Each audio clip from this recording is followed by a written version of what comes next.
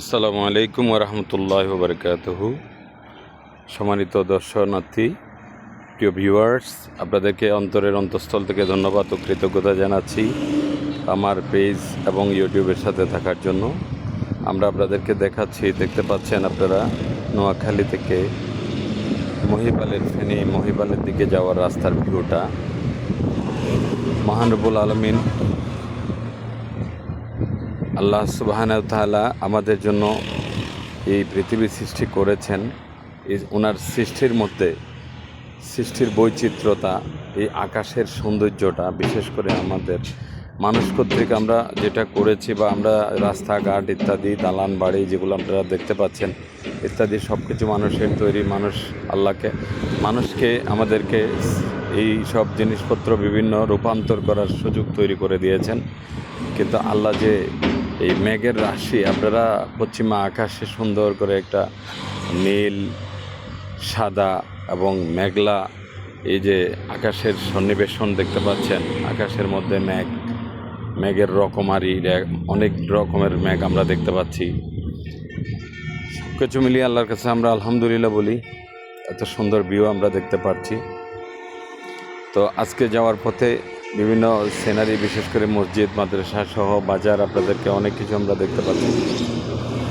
তো এর কথার মধ্য থেকে আমরা অনেক কিছু রিয়েলাইজেশন করতে পারি। আল্লাহ তাআলা আমাদের জন্য, সুবহানাহু তাআলা আমাদের জন্য অনেকগুলো নিয়ামত দিয়েছেন, যে সমস্ত নিয়ামতগুলো আমরা সঠিকভাবে আমরা ব্যবহার করি না, ব্যবহার করলেও আল্লাহর কাছে শুকরিয়া আদায় করি না। তা প্রিয় ভিউয়ার্স, আপনাদের প্রতি আমার অনুরোধ থাকবে, আমরা আমাদের সীমিত সম্পদ আল্লাহ তাআলা যেটুকু আমাদেরকে বরকত দিয়েছেন সেই বরকত নিয়ে আমরা আলহামদুলিল্লাহ বলবো, এবং আলহামদুলিল্লাহ বলে আমাদের জন্য আল্লাহ তাআলা যে বরাদ্দটা রেখেছেন সেই বরাদ্দের উপরে আমরা খুশি থাকব।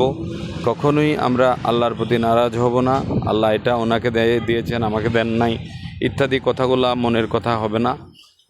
নিশ্চয়ই ভালো কিছু আপনার জন্য আমার জন্য আল্লাহ তাআলা দিয়েছেন বলে আমরা আশরাফুল মাহলুকাত হিসেবে এই দুনিয়াতে সৃষ্টির সেরা জীব হিসাবে আসতে পেরেছি, এবং আমাদের সেই বড় নিয়ামত চোখ দেয়া এত সুন্দর নাবিরাম, এত সুন্দর প্রাকৃতিক দৃশ্যগুলো আমরা দেখতে পাচ্ছি।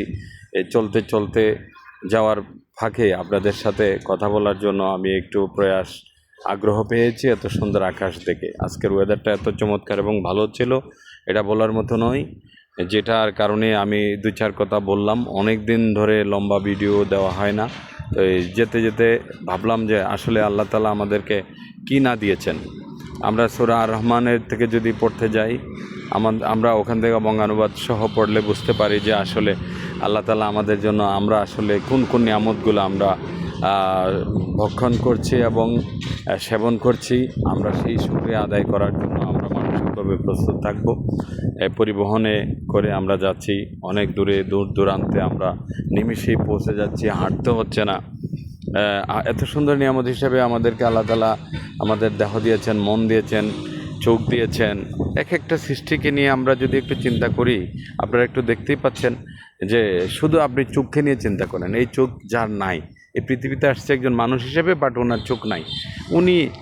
ওনার অবস্থাটা কি, মনের অবস্থাটা কি, ওনার মনের দুঃখটা কি, উনি তো কারো কাছে আপিল করতে পারছে না। চোখ আছে বাট চোখের দৃষ্টিশক্তি নাই, শুধু ওইটুকু চিন্তা করেন, তাহলেই বুঝতে পারবেন যে আপনার চোখটা কত বড় নিয়ামত। আর যার চোখ থেকে, যেমন আমরা একটু 40-এর উপরে বয়স চলে আসছে, যাদের চোখে একটু একটু ছানি ঝাপসা দেখতে পাচ্ছেন, চশমা ছাড়া, ডিভাইস ছাড়া আমরা দেখতে পাচ্ছি না, তাহলে তারা লেন্স লাগানোর জন্য বিভিন্ন কথা ডাক্তাররা পরামর্শ দিচ্ছে, এবং যাদের কর্নিয়া থেকে কর্নিয়া রিপ্লেসমেন্ট করতে হচ্ছে ইত্যাদি, যাদের এই প্রবলেমগুলো আছে তারাই জানে মূলত চোখের নিয়ামতটা কেমন।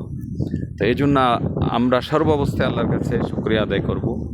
অনেকের হাত আছে, পা নেই, পা আছে, হাত নেই, সব কিছু মিলিয়ে আমাদের আল্লাহ তাআলা এত সুন্দর অর্গানগুলো দিয়েছেন, আমরা আল্লাহর কাছে শুকরিয়া আদায় করব। আমরা কখনোই নিরাশ হব না। আল্লাহর কাছে মহান রব্বুল আলামিন যে আমরা কি বড় নিয়ামত আমাদের জন্য দুনিয়াতে পাঠিয়েছেন, সেই শুকরিয়া আমরা আদায় করে কখনোই শেষ করতে পারবো না। আল্লাহ সুবহানাহু ওয়া তাআলাকে নিয়ে আমরা কল্পনা করতে গেলে আল্লাহ কেমন কী অবস্থায় ইত্যাদি যদি করতে যাই, সত্যিকারের অর্থে আল্লাহ তাআলা নিষেধ করেছেন। আল্লাহকে নিয়ে চিন্তা করলে আসলে আপনি খোঁজ পাবেন না। আল্লাহকে যদি নিয়ে শুকরিয়া আদায় করতে চান, আল্লাহর সৃষ্টিকে নিয়ে আমরা চিন্তা করব এবং সৃষ্টিকে নিয়ে গবেষণা করব। সেই সৃষ্টির মধ্যে রয়েছে মহান রব্বুল আলমিনের 18,000 মাহলুকাত।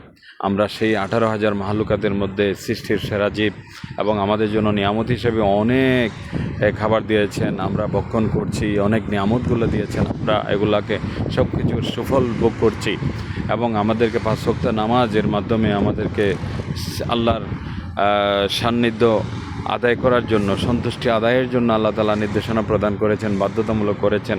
আমরা যদি সত্যিকার অর্থে আল্লাহর নিয়ামত ভোগ করছি, সেটা যদি অনুভব করতে পারি। একটা চোখের উদাহরণ দিয়েছি, অনুরূপভাবে আপনি দেখেন যার হাত আছে বাট হাতটা অচল, বিকল, সে মুভ করতে পারে না, পা আছে কিন্তু হাঁটতে পারে না, তাহলে তার অবস্থানে নিজেকে একটু কল্পনা করে দেখেন। এই জন্যই বলবো, আমরা আল্লাহর নিয়ামতের কোনো প্রশংসা করে শেষ করতে পারবো না। আমরা আল্লাহর এই 5 ওয়াক্ত নামাজ আদায় করব, আমাদের জন্য ফরজ যেগুলো করেছেন, যেগুলো কম্পালশন, মাস্ট টু ডু, আমাদের করতেই হবে, সেই কাজগুলো আমরা অবশ্যই করব। সেই কাজের মধ্যে কোনো ধরনের আমরা অজুহাত বা ব্যাঘাত ঘটাবো না। এইটা আমরা আল্লাহর কাছে কমিটমেন্ট দিয়ে আমরা সৃষ্টির সেরা জীব হিসেবে আমাদের জীবনের অবশ্যই ফ্যামিলি লাইফকে সুখী করতে হবে। আমাদের ব্যক্তি জীবনে আমাদের সন্তান, স্ত্রী আছেন, এরাও কিন্তু আমাদের নিয়ামত। আমাদের বাবা বা মা যাদের আছে তারা একরকম অনুভব করছেন, আর আমাদের যারা বাবা মা নেই তাদের আমরা অন্যরকম অনুভব করছি। যাদের বট বৃক্ষের মতো বাবা পৃথিবীতে নাই, তার জন্য আপনি একটু ইসালে সওয়াবের উদ্দেশ্যে দোয়া পাঠাবেন, সওয়াব পাঠাবেন। আর যারা দুনিয়াতে আছে তাদের মনের ইচ্ছাগুলো পূরণ করার চেষ্টা করবেন। মারা কিন্তু বেশি কিছু চায় না। আপনি যদি সারাদিন কর্মব্যস্ত একজন মানুষ, আপনি বাড়িতে গিয়ে একটু চান, একটু আপনার মন থেকে বলেন, বাবা কেমন আছো, কিছু খাইছো কিনা, তাহলে উনিও তাতেই খুশি। না খেলেও বলবে যে হাসি মুখে, বাবা আমি খেয়েছি। তো এই বিষয়গুলো ঘরের মধ্যে আমাদের বউয়েরা বা আমার মা বোনেরা যারা আছেন, তারা যদি একটু আপনাদের স্বামী বা সন্তান যারা কর্মক্ষম বাইরে আছে তারা ঘরে যায়, আপনি সবসময় চিন্তা করবেন আপনার নিজেরটা তা যেন না হয়। আপনি আপনার স্বামীর হয়ে চিন্তা করবেন।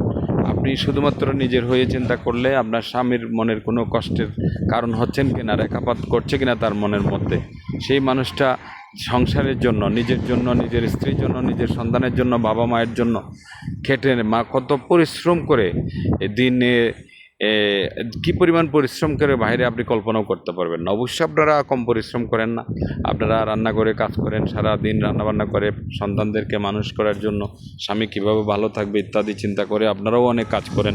সেই কাজের ধরন আর আবার পুরুষ যে মানুষটা টাকা উপার্জন করে সংসারের ব্যয় নির্বাহ করে, আল্লাহ তাআলার নিয়ামতগুলো বিভিন্ন জায়গায় ছড়িয়ে ছিটিয়ে আছে, সেই নিয়ামতগুলো খুঁজে আনার চেষ্টা করে, তার কিন্তু কষ্ট একটু ব্যতিক্রম।